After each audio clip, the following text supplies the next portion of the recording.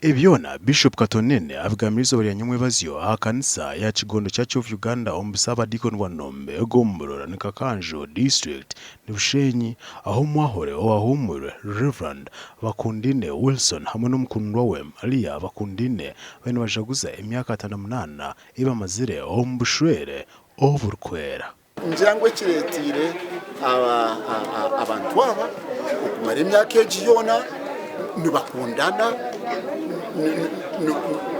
kandi n'icweka iki twashoma umuyisoberi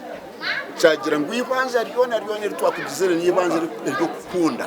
kureba ngo twataho turi kubasa ngo twagira omutuma ogwo gukunda utari umutima ogwarwanga.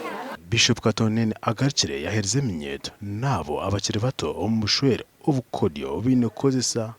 omumaka gabo batagira ruanje no kumanya Yesu Kristo nk'umujuru wabo uko kugira ngo obushwere bwabo bakabombeka hari Kristo.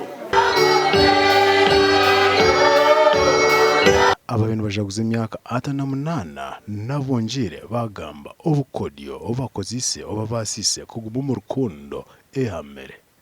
n'ujimbo bahabura no kureba ngo bahabura abantu bakuru bareke kwezwanze ibintu bitashikiri byo kwezambaza bakazaho naho n'icyo kibaretera ofutaguma bajya abantu barunje kandi okura bazire babo n'abataye babo bajini abo kuba ukawajita hamwe n'warhanga n'ujanga kandi abazamba kashabagura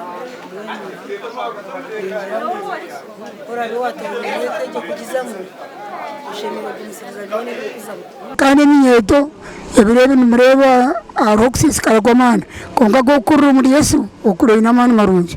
nyewe myaka yanjye cyane nagumwe inasya nabo okwekwaza Yesu